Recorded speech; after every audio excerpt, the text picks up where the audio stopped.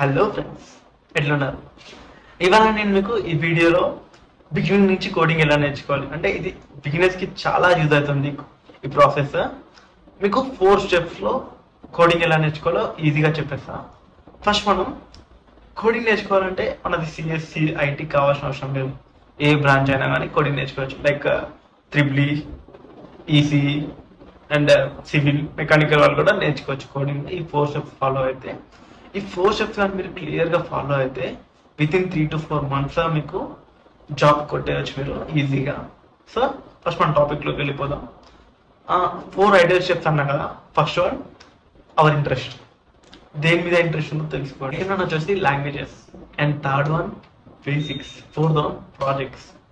ఈ 4 స్టెప్స్ చూస్తారు కదా, ఈ 4 స్టెప్స్ గురించి మేము డీప్గా వెళ్దాం.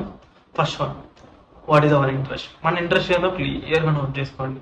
లైక్ మీకు ఏదైతే ఇంట్రెస్ట్ ఉందో అది మాత్రం నోట్ చేసుకోండి. లైక్ గేమ్ డిజైన్ లేదా యాప్ డిజైన్ లేదా డాటా సైన్స్ ఇలాంటివన్నీ ఇంట్రెస్ట్ ఉంటాయి కదా. సో ఇవన్నీ ఒక బుక్ మీద నోట్ చేసుకొని పెట్టుకోండి ఏం నేర్చుకోవాలో. నెక్స్ట్ వీటికి లాంగ్వేజెస్ అంటే ఫస్ట్ మనకి ఏదైతే ఇంట్రెస్ట్ ఉందో ఆ ఇంట్రెస్ట్ తగ్గ లాంగ్వేజెస్ సపరేట్ ఉంటాయి. లైక్ ఫర్ ఆండ్రాయిడ్ యాప్స్ అయితేనేమో జావా ఆర్ కోట్లైన్, ఈ రెండింటిలో నేర్చుకోవచ్చు. And first one Java and second one కోట్లైన్. Next website డిజైనింగ్కి మనకి HTML, CSS and Java script and Node.js, Django for back end, ఇవి నేర్చుకోవచ్చు. నెక్స్ట్ మన డేటా సైన్స్కి అయితేనేమో పైథాన్ ఆర్ కోట్లైన్. ఈ మూడిట్లో ఏది నేర్చుకున్నా డేటా సైన్స్ ఈజీగా నేర్చుకోవచ్చు. నెక్స్ట్ మనందరి ఫేవరెట్ గేమింగ్లో C++ అండ్ C#, ఈ రెండింటిలో ఏది నేర్చుకున్నా బాగానే ఉండదు. నెక్స్ట్ బేసిక్స్ అనమాట.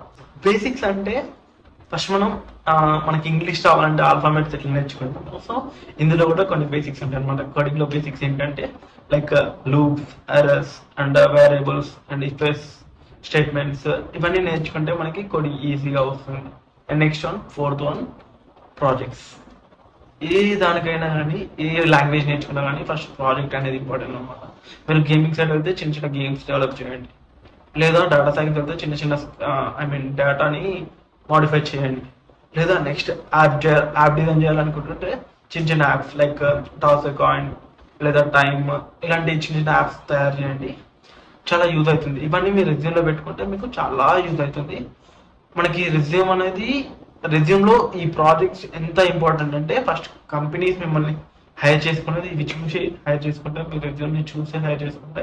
సో ఇది మీరు క్లియర్గా నేర్చుకుంటే మీరు ఈజీగా డెవలపర్ అయిపోవచ్చు. Thank you for watching this video. Please to subscribe. Thank you.